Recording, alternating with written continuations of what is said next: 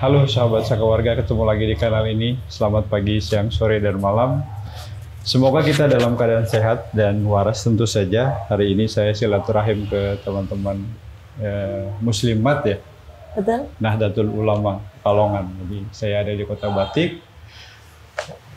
Ngobrol-ngobrol sama teman-teman yang punya inisiatif luar biasa nih. Ada Mbak Erlita dan Mas Firman ya. Miftah, sorry Mas Miftah. Nah, dua sahabat saya ini akan bercerita soal inisiatif bagaimana mendorong fasilitas kesehatan khususnya puskesmas ya, Mbak ya, agar ramah disabilitas. Ini satu inisiatif yang sebetulnya sudah bergaung lama ya, tapi nampaknya pelaksananya kan tidak semudah yang dibayangkan gitu. Nah, mungkin Mbak Lita bisa cerita gimana awalnya itu bisa ke arah sana. Oh, baik, terima kasih ini Bang Danar. Kami dapat kesempatan luar biasa untuk berbagi cerita. Kenapa kok Muslimat punya inisiatif untuk mewujudkan adanya puskesmas ramah disabilitas di Kabupaten Pekalongan. Jadi ceritanya di tahun 2020 kebetulan Muslimat NU Kabupaten Pekalongan itu mengikuti terpilih menjadi mitra utama program dari USAID Madani.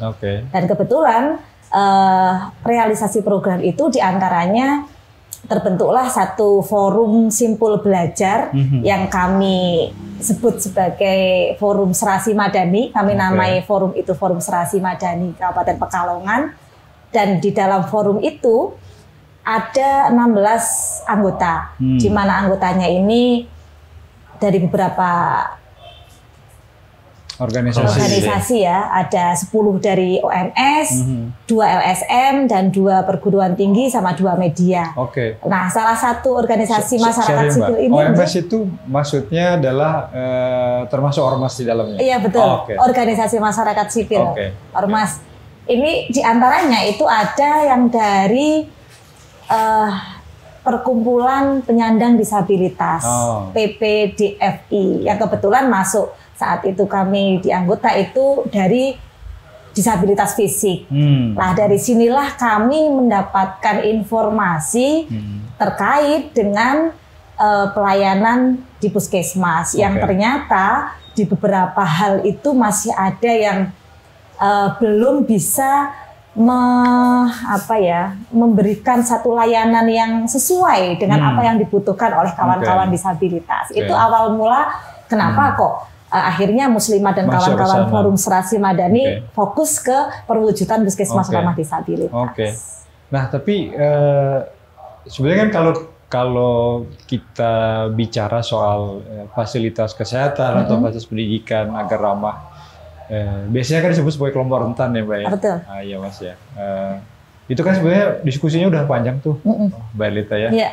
Nah, ini yang saya ingin dapat cerita justru sampai ke implementasinya. Kan ini teman-teman sudah berhasil mendorong katakanlah begitu ya, bahkan mengimplementasikan berapa puskesmas ya, Mbak, yang didampingi? Untuk piloting modeling ini 2 puskesmas. 2 puskesmas. Ya, di Kedungmuni 1, puskesmas Kedungmuni 1 sama puskesmas Karanganyar. Nah, bentuknya sehingga mereka bisa dibilang ramah disabilitas itu seperti apa? Baik. Kalau bentuk, terkait dengan bentuk, jadi begini, ramah disabilitas ini ada beberapa kami sebenarnya indikator keberhasilannya itu Kabupaten Pekalongan sendiri yang nantinya menentukan. Karena memang di beberapa daerah pun belum ada satu puskesmas yang memang dijadikan rujukan paten begitu. Maka memang indikator keberhasilannya ada di Kabupaten Pekalongan. Namun yang kami harapkan, bagaimana yang bisa disebut puskesmas ramah disabilitas? Yang pertama terkait dengan sarana prasarananya. Dan ini penting, sarana prasarana ini tidak hanya sarana fisik, karena penyandang disabilitas itu ada beberapa ragam, yang mana ragamnya ini kadang malah kurang mendapatkan satu perhatian begitu. Satu contoh, secara fisik dia normal, tetapi ternyata dia tuli, atau mungkin intelektual begitulah. Kami berharapnya puskesmas ramah disabilitas yang ada di Kabupaten Pekalongan ini bisa betul bisa memfasilitasi sarananya untuk seluruh ragam disabilitas. Kalau yang sekarang sudah direalisasikan untuk berapa teman-teman yang kategori penyandang disabilitas? Mulai yang jelas tampak banget itu kan fisik. Mulai fisik itu sudah alhamdulillah kami juga mendapatkan satu dukungan dari private sector di mana saat ini yaitu yang sudah membantu secara real itu BRI dan Kospin Jasa itu sudah memberikan bantuan sarana fisik. Ini yang sudah terlihat nyata. Kemudian yang fisik lainnya termasuk running text itu juga kami anggap itu penting karena untuk kawan-kawan disabilitas yang tadi mungkin tuli bisu tuli ya. Jadi butuh satu running tag. Kemudian yang masih kami usahakan banget saat ini itu adanya tenaga psikolog. Ya karena kebetulan di Kabupaten Pekalongan memang belum ada. Padahal kawan-kawan disabilitas terutama anak-anak ABK itu sangat membutuhkan itu. Bagaimana agar anak-anak ABK ini tidak tidak ada penanganan begitu sehingga pada akhirnya ke depan justru akan semakin bertambah begitu. Lah ini yang masih kami perjuangkan arahnya biar ke sana. Namun alhamdulillah banget berkat dukungan banyak pihak termasuk dari pemerintah Kabupaten Pekalongan sendiri dan kemarin Unikal ya Mas ya. Unikal juga sudah merespon baik apa yang kami advokasi sehingga dari Unikal sudah ada kerjasama mahasiswa PPL untuk fisioterapi ya. Betul. Ini satu alhamdulillah banget lah sudah kami anggap itu sudah satu perubahan yang bertahap begitu mulai tampak. Nah, saya coba mau tahu juga ini. Saya membayangkan di awal kan tidak semudah yang dibayangkan ya untuk ngedorong puskesmas mau ya menerima gagasan. Atau mengimplementasikan lah. Kalau menerima gagasan mungkin ya sepakat. Oke, kita harus peduli sama teman-teman yang difabel misalnya. Tapi begitu datang ke persoalan infrastruktur itu kan tidak mudah ya. Gimana awalnya itu, Mbak? Atau mungkin boleh nambah juga Mas. Ya, baik, terima kasih Mas Danar atas kesempatannya. Memang kita dalam mengadvokasi ini kita menggunakan pendekatan kolaboratif governance ya. Artinya kita berkolaborasi antara pemerintah, kemudian ada masyarakat. Kebetulan kita juga diakomodir oleh dua forum warga yang kita inisiasi bentuk di dua kecamatan, yaitu di Kecamatan Geduhuni ada Paguyuban Gemanusa dan juga Paguyuban Ngudi Waluyo. Jadi itu salah satu bentuk strategi kita untuk membantu peningkatan pelayanan, termasuk melibatkan mereka dalam survei pengaduan untuk meningkatkan pelayanan kesehatan di puskesmas tersebut. Nah, yang ketiga itu adalah tadi private sector yang tadi sudah dijelaskan oleh Mbak Erlita di awal. Jadi dari situ kita mengadakan beberapa pertemuan-pertemuan yang memang diantaranya adalah untuk mendorong ke pihak puskesmas, kemudian juga melibatkan OPD-OPD terkait tentunya Dinas Kesehatan sebagai leading sektor untuk mengakomodir aspirasi dari masyarakat yang tentunya tadi juga sudah disampaikan, kita mengadvokasi dengan data. Jadi kita juga bersama dengan Dinas Sosial, ada beberapa jumlah disabilitas, kemudian juga kebutuhan-kebutuhan yang dibutuhkan oleh penyandang disabilitas, terutama untuk pelayanan kesehatan. Nah, konsep kolaboratif governance itu kan nampaknya gampang ya diucapkan. Tapi kan kita tahu sendiri bahwa bagaimanapun juga sebagai orang luar gitu kan, tetap kalian mau ngapain sih sebetulnya gitu.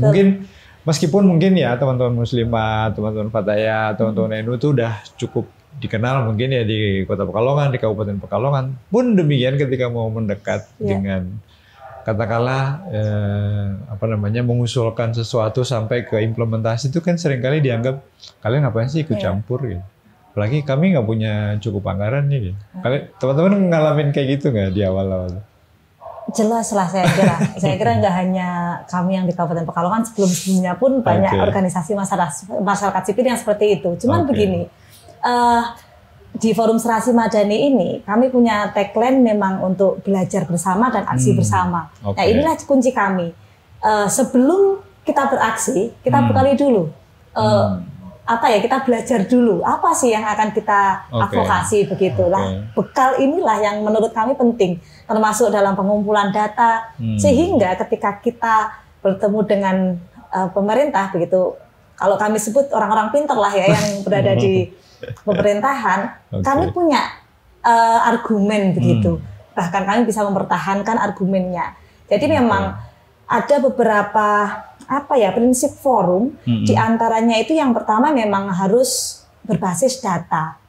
Jadi tidak hanya asal coe-coe atau kata siapa begitu, tapi memang basicnya data. Kemudian ketika sudah ada data pun kita harus cek kembali, cek and recheck kembali, apakah benar data yang kita dapatkan itu memang valid atau tidak lah. Dari situlah bisa sedikit meyakinkan pemerintah, memberi bekal kami dari forum dan muslimat itu untuk betul-betul menyampaikan lah usulan-usulannya kepada pemerintah. Artinya kalau saya tangkap yang disampaikan Mbak Lita tadi, ketika data itu memang dipegang, maka pemerintah akan, ini memang masalah, ini memang harus diselesaikan gitu. Ya, betul.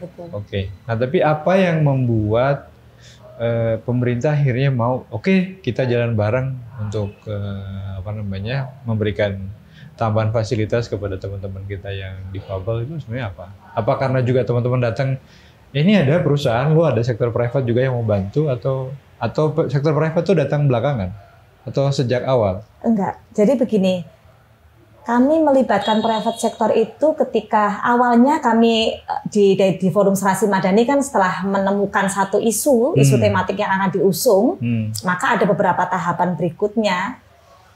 Kita mulai istilahnya ya? Lokal solusi ya. Sebelumnya kan kita itu Mas, istilahnya silaturahim gitu. Kita datangi satu persatu. OPD terkait begitu, stakeholder yang memang berkaitan dengan isu ini, kami sampaikan bahwa ini loh ada beberapa hal yang perlu ditingkatkan begitulah. Lah dari situ setelah OPD banyak mengetahui apa yang sedang kami lakukan, ada kegiatan penyepakatan yang mana nanti akan dijadikan piloting, yang akan jadikan piloting. Penyepakatan antara teman-teman forum dengan OPD. Betul. Dan private sector. Saat itu, private sector sudah. Saat itu kami melibatkan pertama kali private sector. Jadi kami yakinkan saat itu dalam satu forum masyarakat kami mewakili atas nama Forum Serasi Madani, kemudian pemerintah itu stakeholder di lingkungan pemerintahan, dan private sector saat itu kami undang 2 dari BRI dan BPD. Kenapa 2 ini? Karena teman-teman sudah punya relasi atau? Sebenarnya tidak sih. Kami satu memang punya relasi yang di BRI, itu pun juga kami nggak dekat-dekat banget. Kami ya coba-coba begitu. Kami pengen melibatkan, meyakinkan mereka. Jadi memang saat itulah kami paparkan data yang ada yang kami miliki. Lah, alhamdulillah saat itu malah BRI ya Mas sudah langsung menyampaikan komitmennya. Bahkan di luar dugaan, tidak ada 1 bulan setelah kegiatan penyepakatan itu sudah langsung dropping bantuan. Nah ini yang menarik. Apa yang waktu itu teman-teman pikirkan sebetulnya? Karena kalau mohon maaf ya kalau kita cek di wilayah Madani lain kan juga sebetulnya yang dilakukan teman-teman Pekalongan ini nggak banyak nih. Betul. Apa yang teman-teman pikirkan waktu itu? Kenapa kok kepikiran gitu nggak sektor private? Gimana, Mbak Thomas? Iya, menurut kami kita kan sebelum untuk pada saat proses menentukan kesepakatan lokal solusi itu juga kita mengadakan pemetaannya. Mana saja yang mempunyai potensi gitu. Termasuk sektor swasta. Betul sekali. Analisis stakeholder. Analisis stakeholder ya. Jadi mana yang sekiranya kita potensi tersebut dan ya kita harus coba dong gitu kan. Dengan trial and error artinya kan kita harus mencoba seperti itu. Tapi apa yang membuat mereka mau ikutan dua sektor swasta ini? Sebenarnya yang sudah langsung memberi dukungan itu hanya BRI yang BPD memang belum. Kelihatannya apa ya? Karena kami bisa meyakinkan saja. Karena memang ada beberapa saudara kita yang disabilitas memang butuh bukan perlakuan khusus sih bukan, tapi memang pemenuhan haknya. Iya, karena mereka juga warga negara, mereka juga punya hak yang sama dengan kita. Jadi bukan kita memprioritaskan secara mengistimewakan bukan, tetapi memang memberi fasilitas sesuai dengan kebutuhannya. Begitu. Yang selama ini memang tidak pernah diperhatikan. Betul sekali. Tapi menariknya gini, Mbak Elita dan Mbak Miftah. Jadi apakah saya nggak tahu ini apakah memang karena kebetulan gitu ya? Karena kan kalau ngomongin engagement atau relasi dengan sektor swasta itu kan juga pekerjaan yang lain ya. Dengan pemerintah tadi teman-teman pakai data. Tapi dengan sektor swasta kan seringkali kita melihat dia masuk nggak ya ke isu ini, dia ikut concern nggak ke isu ini gitu. Jadi memang ketika teman-teman ke BRI itu memang kayak sebetulnya nggak tahu kalau BRI punya concern isu itu, ikut aja masuk, nyoba dan ternyata cocok gitu. Jadi memang karena tadi langkah kita kan sebelumnya juga silaturahim gitu ya. Kami yakinkan saja kasus-kasus yang ada secara real begitu loh. Jadi bukan kami mendramatisir, tapi memang menceritakan apa adanya. Nggak, maksud saya, artinya teman-teman, saya berasumsi ya, teman-teman sebenarnya juga nggak terlalu tahu ya bahwa BRI itu punya concern apa nggak sih di sektor. Yang kami tahu, yang jelas setiap kali ada di private sector itu pasti ada dana CSR begitu. Yang kami tahu hanya pokoknya itu saja. Karena sebenarnya kita juga muter ya. Jadi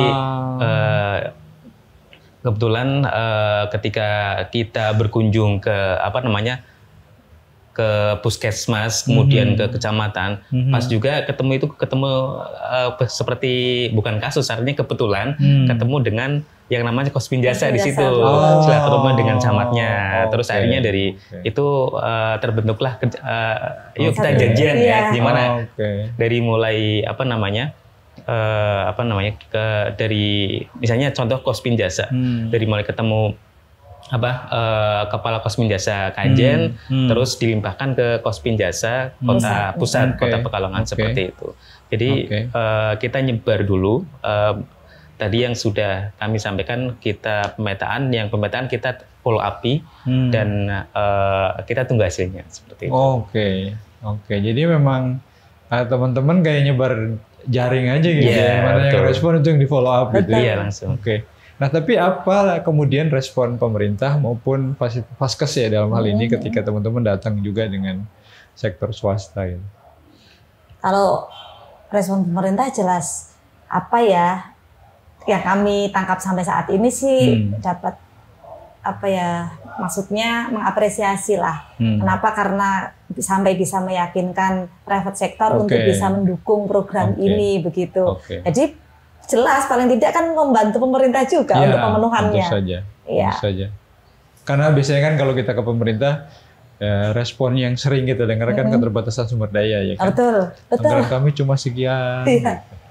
Nah ini kan teman-teman datang dengan solusi alternatif. Nah secara konkret apa sih yang mereka sumbang di dua perusahaan? Puskesmas. Untuk yang dari BRI itu bentuknya sarana. Bentuk kursi roda, kemudian kruk, kemudian juga yang kruknya berbagai jenis, ada yang kruk tangan itu, ada yang kruk U.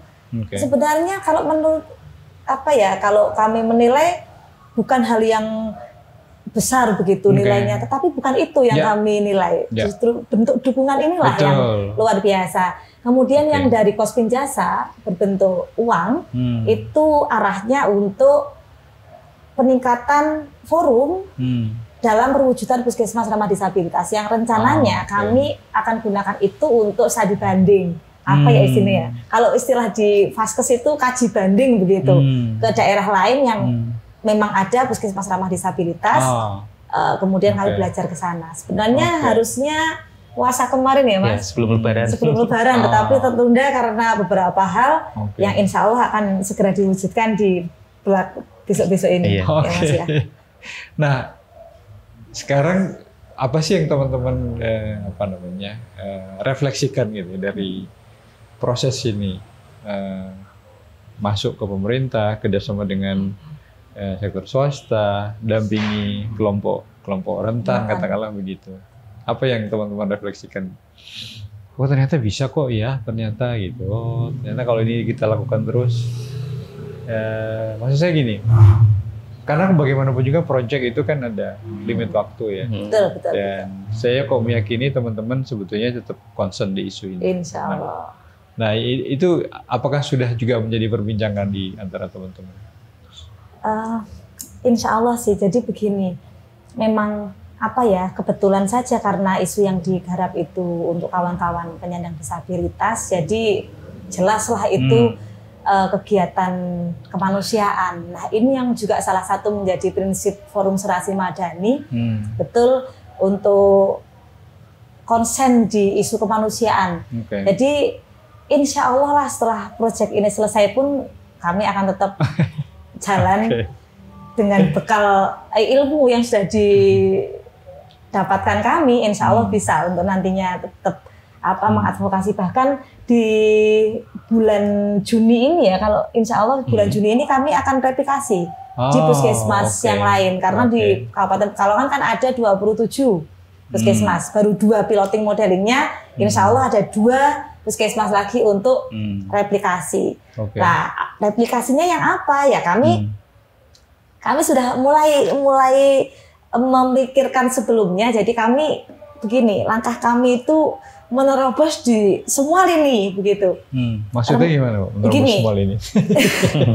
Semua kesempatan itu dimanfaatkan. Kan ada pembentukan forum stakeholder di tingkat kecamatan untuk pengawasan puskesmas yang ada. Lah dari situ kan saat ini kami masih punya proyek, tapi ketika replikasi kan kami sudah tidak ada dana, maka kami mengadvokasi ke pemerintah kecamatan itu sendiri. Kami ajukan, kami sampaikan ke Pak Camat agar bisa mengusulkan di Musren, betul, Musren Cam, dan itu sudah diterima baik, bahkan disampaikan ke kabupaten, dan alhamdulillah juga sudah di follow up. Kami sudah mendapatkan satu alokasi dana untuk kegiatan itu.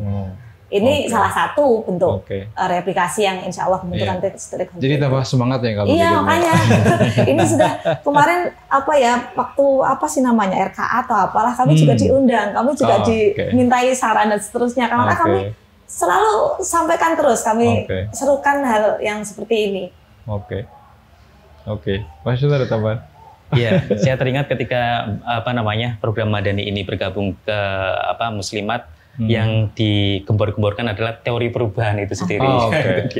Yaitu ketika akuntabilitas OMS meningkat, maka akuntabilitas dari pemerintah juga mengalami peningkatan. Dan salah satunya adalah indikator keberlanjutan itu sendiri. Jika itu berhasil, maka itu menjadi suatu poin jadi keluaran yang cukup baik buat kita. Dan salah satu tadi catatan yang menjadi selain kita mendorong penerbitan peraturan bupati adalah kita sudah mendorong terbitnya surat edaran dari Dinas Kesehatan tentang peningkatan kualitas layanan di puskesmas yang itu sudah dibagikan ataupun diimplementasikan di puskesmas yang ada di Kabupaten Pekalongan. Dan terakhir kita sudah audiensi dengan Ibu Bupati terkait dengan advokasi kita, dan juga mendorong segera penerbitan peraturan Bupati ya, karena sudah sangat urgent sekali, dan banyak banyak yang persoalan yang harus segera dituntaskan seperti itu terkait pelayanan kesehatan penyandang disabilitas. Berarti kalau saya memahaminya berarti teman-teman memilih jalur mendorong kebijakan itu untuk memastikan bahwa ini diberlakukan di tempat lain gitu ya. Dengan standar-standar yang sudah terjadi di daerah pilot gitu. Betul.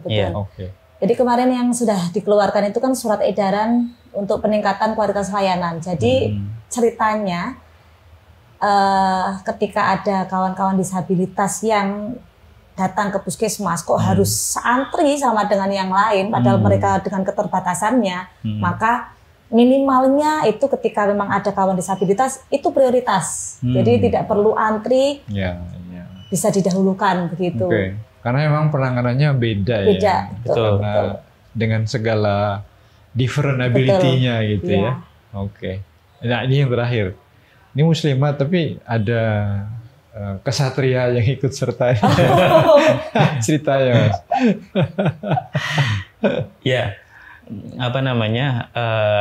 Mungkin ini salah satu bentuk dari penerapan implementasi SOP GESI ya. Jadi begini, ceritanya muslimat Kabupaten Pekalongan itu memang sebelum bermitra dengan Madani ini kami akui lemah di dokumentasi, lemah di administrasi, bahkan kami belum memiliki SOP begitu. Nah, ketika kami sudah diberi pengetahuan terkait itu, maka kami menyusun SOP. Di antaranya tadi yang GESI begitulah maksudnya. Walaupun itu muslimah, tetapi ketika untuk staf begitu, apalagi ini program staf program ya, bukan stafnya muslimat yang itu. Bukan di struktur ya. Betul, bukan di struktur, maka ya itulah bentuk implementasinya. Kalau di tempat lain bentuk implementasinya GESI-nya adalah memperbanyak porsi perempuan. Iya betul, kalau muslimat beda. Sip lah kalau gitu. Terima kasih banyak nih. Ceritanya meskipun pendek tapi ini luar biasa. Saya kira inspiratif ya, mudah-mudahan ini semangatnya menular ke daerah lain. Siap. Sekali lagi terima kasih Mbak Lita, Mas Miftah. Terima kasih. Assalamualaikum. Waalaikumsalam warahmatullahi wabarakatuh.